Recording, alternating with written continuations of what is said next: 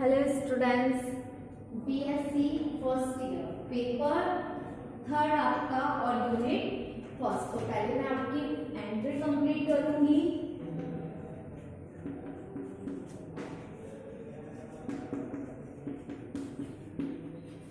तो last class में हमने एग्जाम्पल नोट किया था, उस एग्जाम्पल को कंप्लीट करेंगे हम।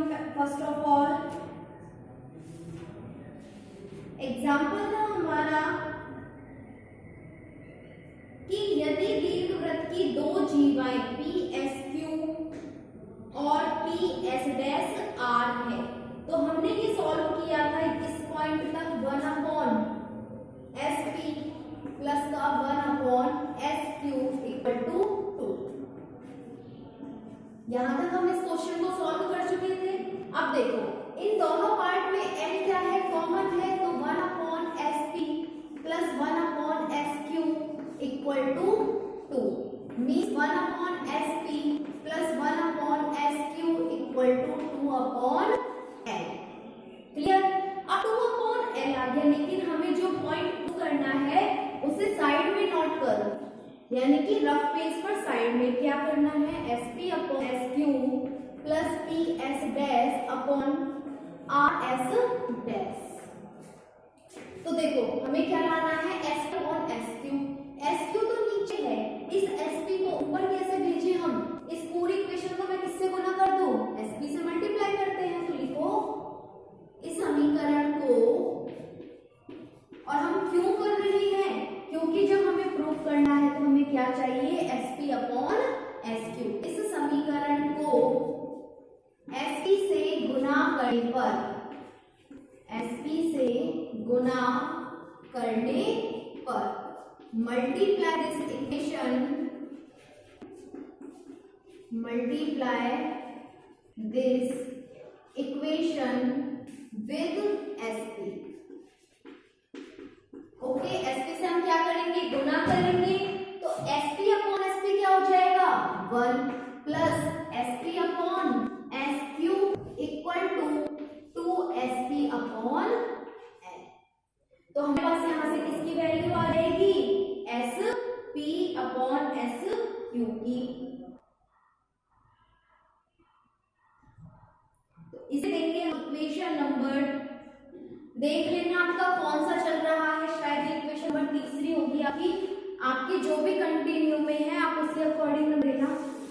इसके बाद हमें दूसरी जीवा दी है PSR।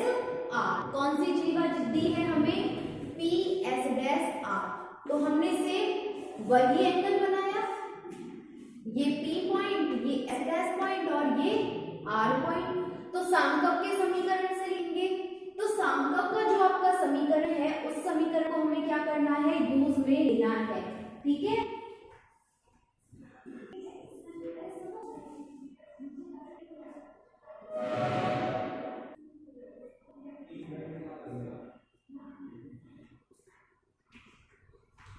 तो हम यहाँ क्या करेंगे, जो हमारे पास दूसरी जीवा है, कॉर्ड है, उस कॉर्ड को हम यूज लेंगे और उस कॉर्ड के यूज से हम इसे सॉल्व करेंगे। तो क्या होगी, सेम जो उसका पहला एंगल होगा वो 0 में होगा और जो उसका दूसरा एंगल होगा वो पाई प्लस अल्फा होगा। क्लियर ना? अब देखो सामकप का समीकरण क्या होता है, L/R = 1 + E cos थीटा।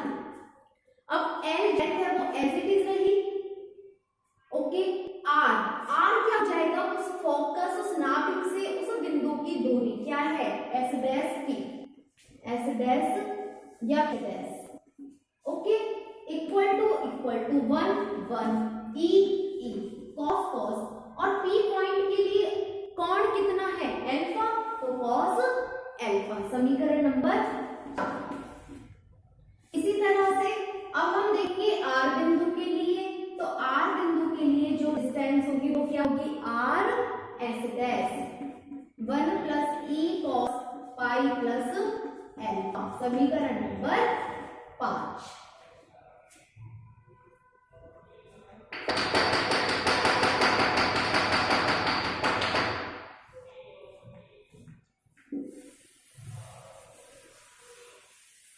ये जो हमें प्रूफ करना है इसे तो भी लिखा रहने दो, P S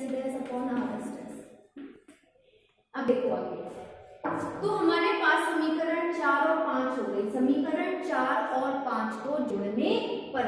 उससे पहले इसे सॉल्व करते हैं तो देखो सॉल्यूशन में क्या आएगा इसका L अपॉन RS डैश 1 पाई से कौन से उसमें जाएगा तीसरे में, और तीसरे चतुर्थांश में थर्ड क्वाड्रेचर में कॉस क्या होता है नेगेटिव, तो E कॉस अल्फा समीकरण 5।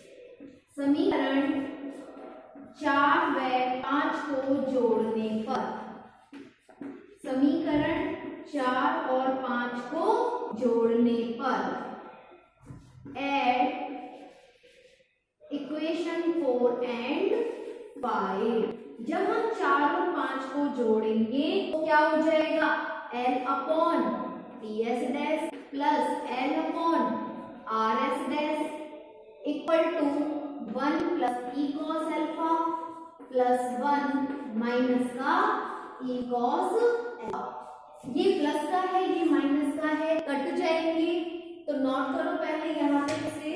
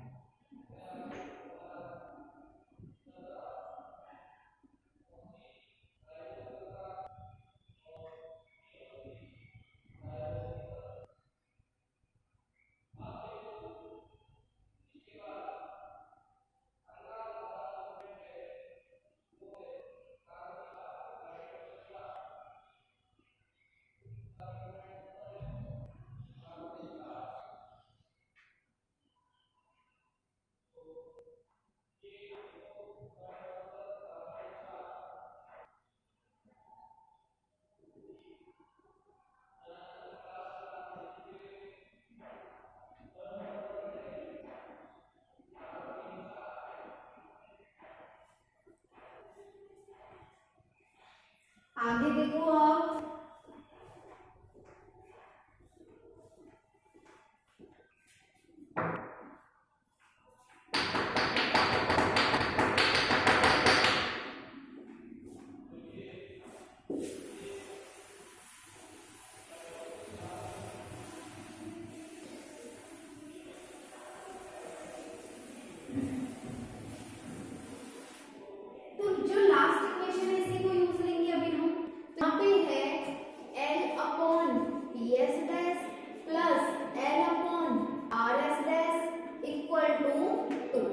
दोनों पार्ट से कॉमन क्या गया L 1 upon ts dash plus 1 on RSS equal to 2 on N, sorry 2 on. इस L से यहाँ डिवाइड करो नेक्स्ट स्टेप में PS dash RS dash equal to 2 upon N। अब हमें जो प्रूफ करना है वो प्रूफ करना है SP upon S2 plus PS dash upon RS dash, मतलब नीचे की साइड RS डैश है, ऊपर क्या चाहिए PS डैश, तो क्या करते हैं इस समीकरण को PS डैश से मल्टीप्लाई करने पर, मतलब गुना करने पर, लिखो इस समीकरण को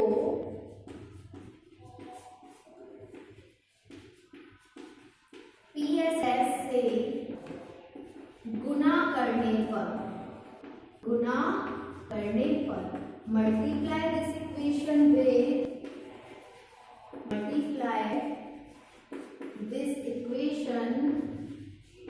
with PS डैश। देखो PS डैश से मल्टीप्लाई करो इस इक्वेशन को और हमारे पास क्या इक्वेशन आएगी, हम नोट करेंगे। तो PS डैश से गुना करा, PS dash upon PS dash 1 plus PS dash upon RS dash equal to 2 PS dash upon L। ये हो गई हमारे पास समीकरण नंबर 6। कौन सी हो गई? समीकरण नंबर 6। अब लिखो समीकरण 3 व 6 को जोड़ने पर, कौन सी इक्वेशन? 3 और 6। समीकरण 3 व 6 को जोड़ने पर add equation 3rd and 6th, 3rd and 6th। तो 3rd और 6th को ऐड करो तो 1 plus SP upon SQ equal to 2 upon LSP। 1 minute. और ध्यान रखना लेफ्ट हैंड साइड वाला पार्ट लेफ्ट हैंड साइड में और राइट हैंड साइड वाला पार्ट जुड़ेगा तो राइट हैंड साइड में। तो 1 plus SP upon SQ plus 1 plus PS dash upon RS dash 2 upon L SP plus 2 upon L PS dash. तो 1 और 1 2 SP upon SQ plus PS dash upon RS dash equal, दोनों में से common क्या है? 2 upon L SP plus PS dash. Okay, हमें इसका मान चाहिए, हमें इसका मान प्रूफ करना है। तो जब हम इसका मान प्रूफ करें तो जो 2 है वहां चला जाएगा, उसके माइनस में चला जाएगा। ठीक है, तो लिखेंगे आगे। तो पहले यहां तक नोट कर लो, स्पेस नहीं है हमारे पास इतना, हम नेक्स्ट स्टेप में से सॉल्व करेंगे।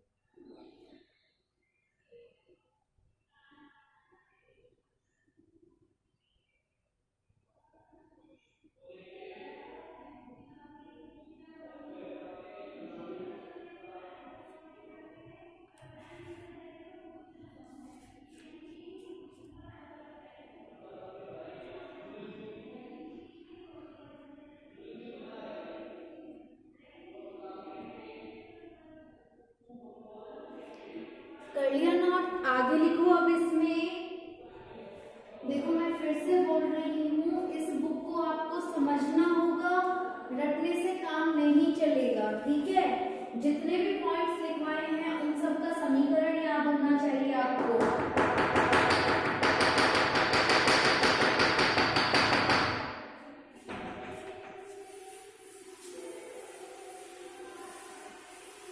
अब देखो आगे क्या है हमारे यहाँ पर, इस 2 को हम वहां ट्रांसफर करेंगे तो SP upon SQ plus PS dash upon RS dash 2 upon L SP plus PS dash minus का 2। अब एक बात बताओ, ये SP प्लस PS डैश की वैल्यू क्या होगी? ये 2 दीर्घ ये दूसरा दीर्घवृत्त है, ये वाला जो बिंदु है ये P है, ये बिंदु है S और ये बिंदु है S डैश। ओके, क्या बिंदु हो गए P S और P S डैश। अब हमें पता है दीर्घवृत्त में जो ये अक्ष होते हैं इनकी टोटल लंबाई कितनी होती है 2a होती है। कितनी होती है 2a।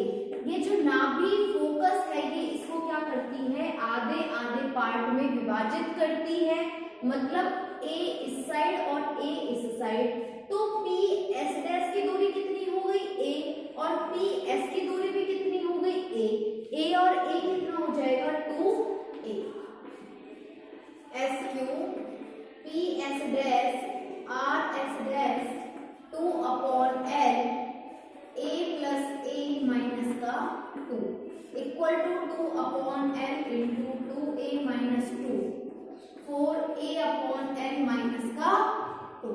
तो यहाँ क्या आ गया 4a/L माइनस 2। मतलब हमें क्या सिद्ध करना था कि वो P की स्थिति पर निर्भर नहीं करता, मतलब वो इंडिपेंडेंट है of the position of P। तो इस क्वेश्चन में कहीं भी आंसर में क्या नहीं आया, हमारे पास P पॉइंट नहीं आया, मतलब सिर्फ क्या है एक दूरी है और लंबाई है, मतलब डिस्टेंस है और उसकी लेंथ है। तो इस पर कहीं भी P नहीं है, मींस इस इक्वेशन में P नहीं है।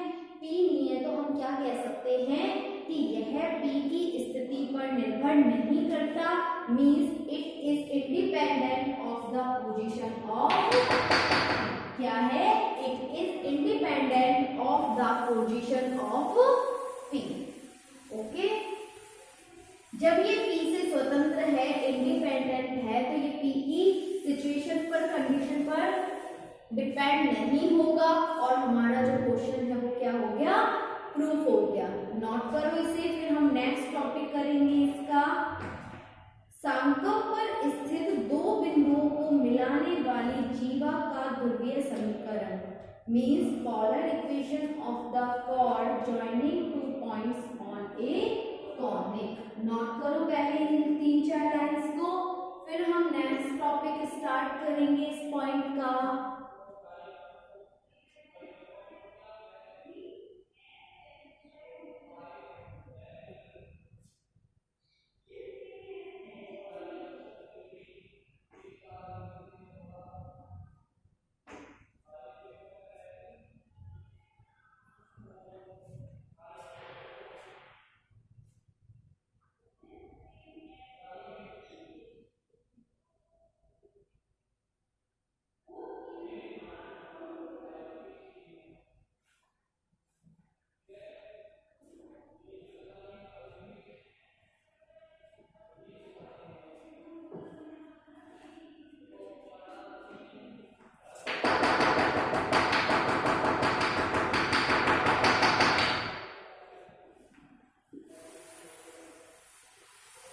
लिखो अब नेक्स्ट पॉइंट, सांकव पर स्थित दो बिंदुओं को सांकव पर स्थित दो बिंदुओं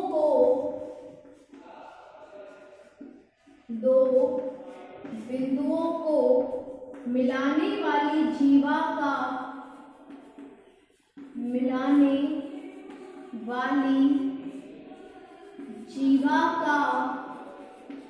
ध्रुवीय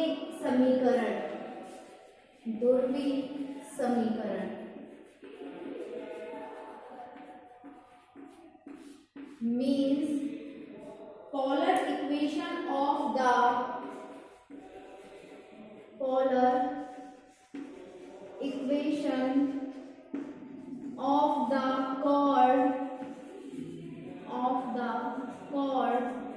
joining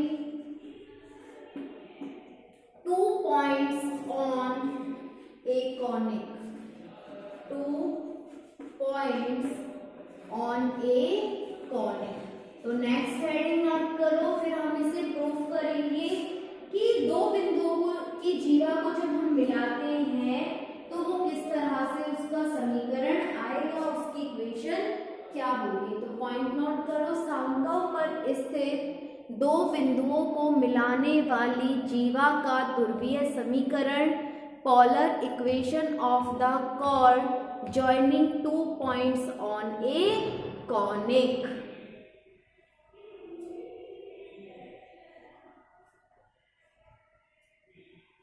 लिखो इसमें, तो हम उस जीवा का समीकरण निकालेंगे। देखो मैं फिर से बता रही हूँ, या तो आपका एग्जाम्पल आएगा या आपको ये लाइन लिखी हुई आएगी और आपको ये प्रूफ करना है, ठीक है। तो अच्छे से समझो। तो सबसे पहले क्या दिया हुआ है इसमें, सांकव। तो इसके सॉल्यूशन में लिखो, माना सांकव का समीकरण निम्न है। माना सांकव का समीकरण निम्न है, निम्न है। Let the equation of conic be, the equation of conic be. तो कॉनिक का इक्वेशन तो हमने फर्स्ट क्लास पहले ही स्टडी कर लिया था। क्या होता है, L/R equal to 1 plus e cos theta. क्या होता है, L/R equal to 1 plus e cos theta, समीकरण नंबर 1 लिखो। अब साथ ही यह भी माना कि, साथ ही यह भी माना कि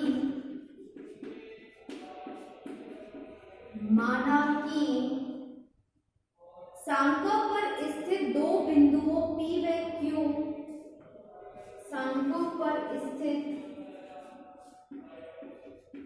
दो बिंदुओं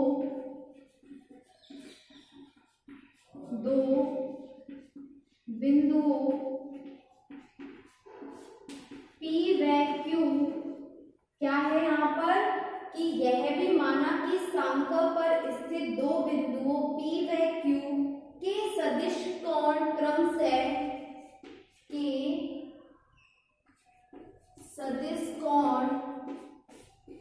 क्रमशः अल्फा व बीटा है। अब हम यहाँ क्या मान रहे हैं, जो दो बिंदु हैं, दोनों बिंदु क्या हैं, अलग अलग हैं। कौन कौन से, P और Q। तो उनके जो कोण हैं वो भी क्या होंगे, अलग अलग होंगे। Means and also late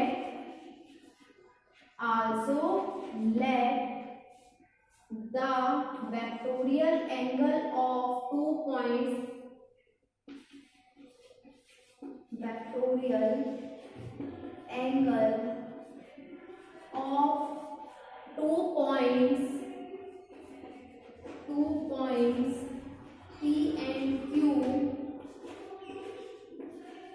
be on conic is alpha and beta। Means जो उनके वेक्टोरियल एंगल है, P का vectorial angle alpha and Q का वेक्टोरियल एंगल बीटा। तो हम क्या करेंगे, अतः सांकव के समीकरण से, अतः सांकव के समीकरण से, so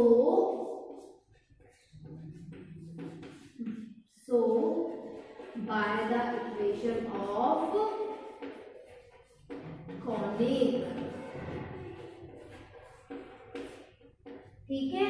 नोट करो यहां तक पहले इसे।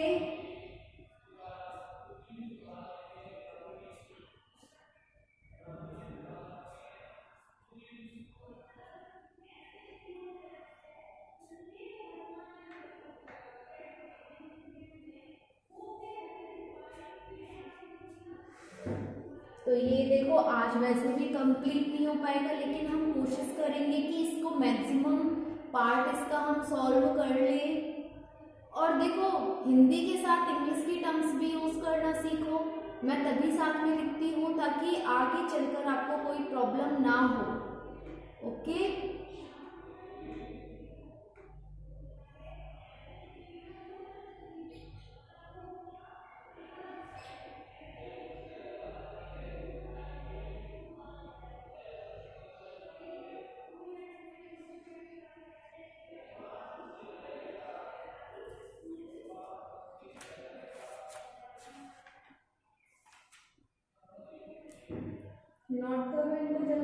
तक। फिर हम सांख्यक का कॉनिक का इक्वेशन यूज लेके इसको आगे सॉल्व करेंगे।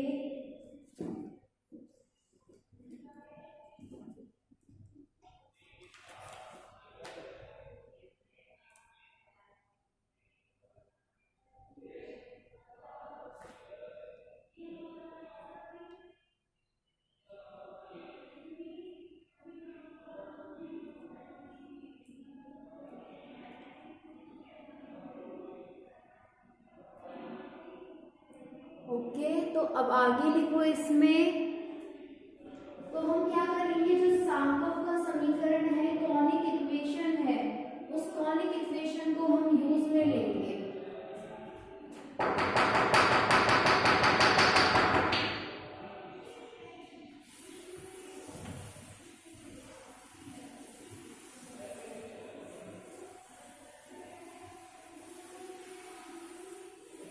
तो पहले हम देखेंगे P पॉइंट के लिए, फिर हम देखेंगे Q पॉइंट के लिए। तो लिखो यहाँ से P बिंदु के लिए, P बिंदु के लिए 4P पॉइंट।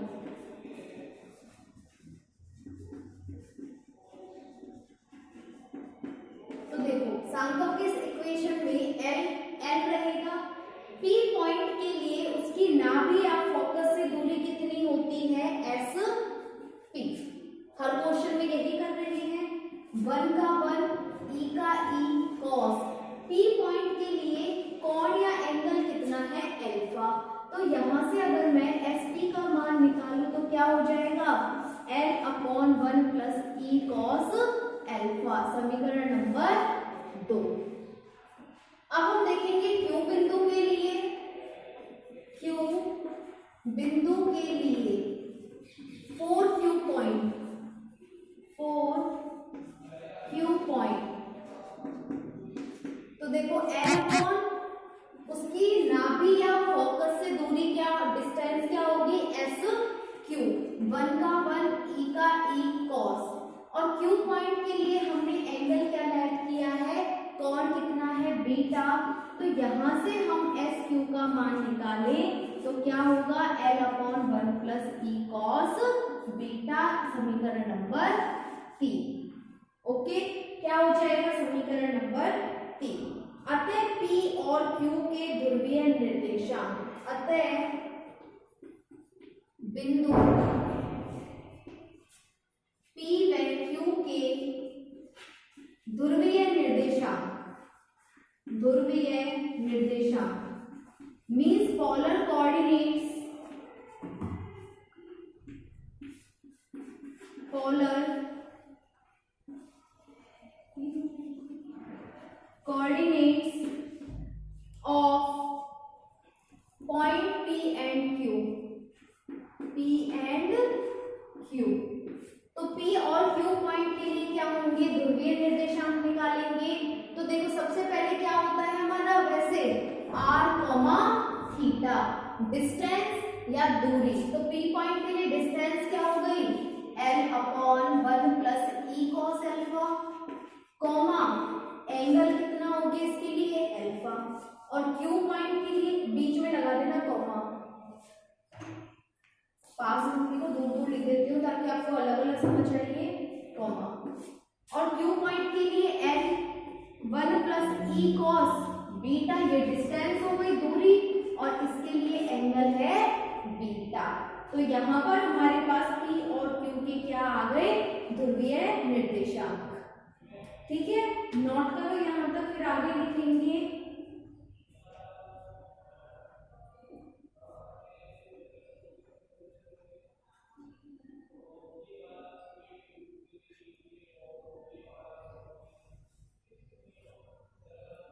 लिखो इसे।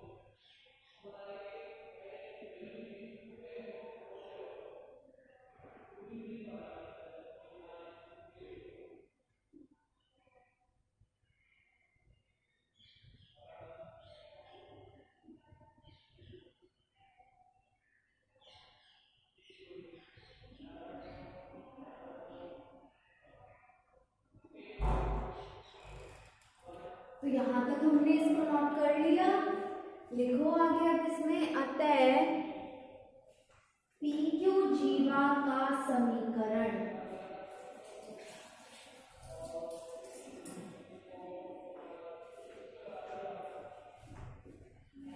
लिखो आगे इसमें। अतः PQ जीवा का ध्रुवीय समीकरण,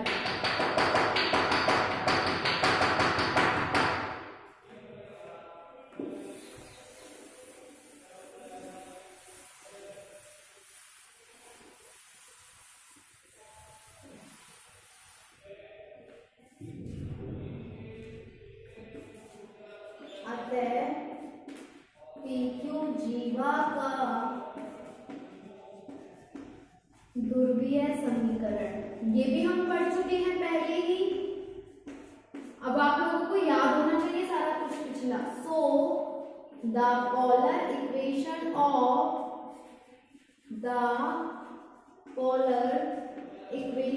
ऑफ कॉर्ड PQ क्या होता है? L/R equal to A cos theta plus B sin theta. समीकरण नंबर 4, ठीक है।